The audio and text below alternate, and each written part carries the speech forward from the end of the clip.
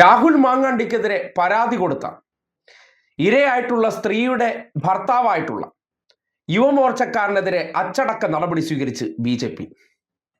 നിങ്ങൾ ആരും പറഞ്ഞു കളയല്ലേ, അയ്യോ ഇത് BJP കോൺഗ്രസ് ബന്ധുവാണെന്നോ അല്ലെങ്കിൽ ആ ഒരു തീരുമാനം കണ്ടിട്ട് കേരളത്തിലെ കണ്ണാപ്പികളായിട്ട് നമുക്ക് പരിഗണിക്കാൻ കഴിയുന്ന സുഡാപ്പികൾക്കോ ജമാഅത്ത് ഇസ്ലാമിക്കാർക്കോ ഇത് കണ്ടോ, രാഹുൽ മാങ്ങാണ്ടിയുടെ BJP ബന്ധം എത്ര ആഴത്തിലാണെന്ന് പോലും മനസ്സിലാക്കാൻ പറ്റാത്ത ചില കഴുതകൾക്ക് വേണ്ടി ഈ വാർത്ത അങ്ങ് സമർപ്പിക്കുകയാണ്. രാഹുൽ മാങ്കൂട്ടത്തിനെതിരെ പരാതി നൽകിയ അതിജീവിതയുടെ ഭർത്താവിനെതിരെ BJP നടപടി, യുവമോർച്ച നേതൃസ്ഥാനത്ത് നിന്ന് മാറ്റി. കേട്ടല്ലോ, യുവമോർച്ചക്കാരനായിട്ടുള്ള വ്യക്തി അദ്ദേഹത്തിന്റെ ഭാര്യ എടുത്ത് കാണിച്ച തെമ്മാടിത്തരത്തിന് പരാതി കൊടുത്തു. അങ്ങനെ പരാതി കൊടുക്കാൻ കൊള്ളാവും? നമ്മളെ വേണ്ടപ്പെട്ട ചെറുപ്പക്കാരനാണ്, നമ്മൾ വളർത്തിക്കൊണ്ട് വരണമാണ്. ഇടതുപക്ഷത്തിനെതിരെ നമുക്ക് വേണ്ടി കൂടിയാണ് കോൺഗ്രസിനകത്ത് നിന്ന് അവൻ പോരാടിക്കൊണ്ടിരിക്കുന്നത്. അവനെ നശിപ്പിക്കാൻ നീ കൂട്ടുവയ്ക്കാൻ കൊള്ളാമോ? നിന്റെ ഭാര്യയ്ക്ക് ഇത് സംഭവിച്ചെങ്കിൽ നീ അതങ്ങ് സഹിക്കുക. കുടുംബത്തിൽ പിറന്ന, പ്രത്യേകിച്ച് പത്തനംതിട്ട പോലുള്ള നമ്മളെ പ്രധാനപ്പെട്ട ജില്ലയിലെ നായർ കുടുംബത്തിലുള്ളതാണ്.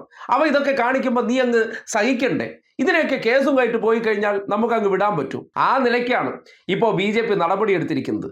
നിങ്ങൾക്ക് കേട്ടുകേൾവിയുണ്ടോ? നമ്മുടെ നാട്ടിൽ ചിലരെയൊക്കെ ചേർത്ത് നിർത്തും നോക്കൂ. ഇത്രയും വലിയൊരു പരിതാപകരമായ അവസ്ഥയിൽ ആ ചെറുപ്പക്കാരൻ ചെന്ന് അധപ്പതിച്ചു. അപ്പോൾ അവന് മനസ്സിലായി കഴിഞ്ഞു, ഇരയാക്കപ്പെട്ട തൻ്റെ ഭാര്യയെ അത് മനഃപൂർവ്വമാണ് ഇവൻ ഇത് ചെയ്തതെന്നും തൻ്റെ കുടുംബം കൂടി തകർക്കാൻ അവൻ ശ്രമിച്ചതാണെന്ന പരാതി കൊടുത്തപ്പോൾ ജാമ്യം കിട്ടാൻ വേണ്ടി ഇവരെല്ലാം കൂടി ഒരുമിച്ച് പരിശ്രമിച്ചുകൊണ്ടിരിക്കുകയാണ്. ജാമ്യം കിട്ടാതെ അങ്ങനെ പോയാൽ നമ്മുടെ ചെറുക്ക് അകത്ത് പോകേണ്ട അവസ്ഥ വരുമല്ലോ. ഇതൊന്നും കേരളത്തിലെ സുഡാപ്പികൾക്കോ ജമാഅത്ത് ഇസ്ലാമിക്കാരന്മാരുടെ കണ്ണിപ്പെടില്ല. പാലക്കാട് ജയിച്ച സമയത്ത് SDPIക്കാരാണ് അവിടെ വലിയ സന്തോഷം പ്രകടിപ്പിച്ചത്. ആ നേതാവിന് വേണ്ടിയാണ് സംഘപരിവാറുകാർ നമ്മുടെ ലോകത്ത് ഒരിടത്തും നടക്കാത്ത ഈ നടപടി എടുത്തിരിക്കുന്നത്. പരാതി കൊടുക്കാൻ നിനക്ക് ധൈര്യമുണ്ടോ? എങ്ങനെയാണെങ്കിൽ നീ ഇനി നമ്മുടെ പാർട്ടിയിലേ വേണ്ട. നീയും നിന്റെ ഇരയാക്കപ്പെട്ട ഭാര്യയും ഈ പാർട്ടിയായിട്ടുള്ള ബന്ധമേ അങ്ങ് ഉപേക്ഷിച്ചത്. ഞങ്ങൾക്ക് നിങ്ങളെക്കാൾ വലിയ പ്രാധാന്യം അത് ഞങ്ങളുടെ മാങ്ങാണ്ടിയാണ്. അവൻ കഴിവുറ്റവനാണ്. ഏത് കാര്യത്തിൽ? ഈ നടപടിയെടുത്തവരുടെ വീട്ടിൽ കയറി കാണിക്കുന്നത് വരെ അവൻ്റെ ആ കഴിവിനെ വലിയ പ്രശംസ കൊണ്ട് മൂടും. എന്തായാലും നമ്മുടെ നാട്ടിൽ കോൺഗ്രസ്സുകാരും BJPക്കാരും തമ്മിലുള്ള ആത്മബന്ധവും അതിനുവേണ്ടി കുട പിടിച്ചുകൊണ്ട് നിൽക്കുന്ന സുഡാപ്പിക്കാരും എന്ത് അവസ്ഥയാണെന്ന് ആലോചിച്ച് നോക്കിയേ. ഇതൊന്നും കണ്ടിട്ട് യാതൊരു പ്രശ്നവുമില്ല.